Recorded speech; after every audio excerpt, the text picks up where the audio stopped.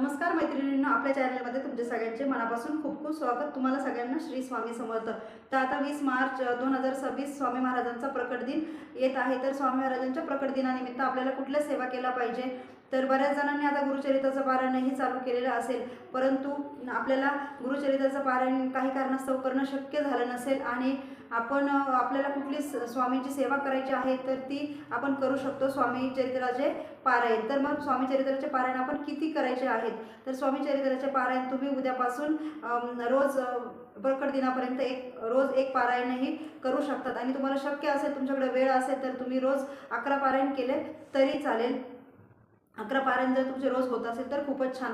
फक्त तुम्हाला दुपारी 12 ते 1च्या वेळेमध्ये आपल्याला कुठल्याही प्रकारची सेवा करायची नाही आहे। तुम्ही सकाळच्या वेळेमध्येही एका बैठकीमध्येही पूर्ण एक पाठ करू शकता, किंवा तुम्हाला एक पाठ जर करत असाल आणि एका बैठकीत शक्य नसेल तर तुम्ही एक पाठ सकाळी आणि एक पाठ दुपारनंतरही करू शकतात। आणि त्यानंतर तुम्हाला 11 पाठ करणं किंवा 11 पारायण करणं शक्य असेल तर तुम्ही 11 पारायणही केले तरी चालेल। आता खूप जणांना असं असतं की जॉब निमित्त किंवा लहान मूल घरामध्ये आहेत, वयोवृद्ध घरामध्ये आहेत, किंवा काही कारणास्तव एवढी रोजची सेवा करणं शक्य होत नाही।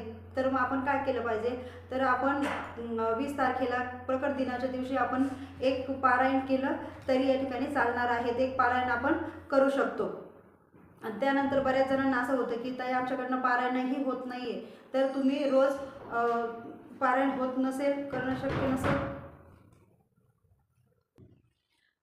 आपण प्रकट दिनाच्या दिवशी एक माळ जप आपल्याला गणपतीचा करायचा आहे, एक माळ जप गायत्री मंत्राचा आणि 11 माळी जप आपण स्वामी महाराजांच्या करू शकतात। ही सेवा केली तरी आपल्याला चालणार आहे।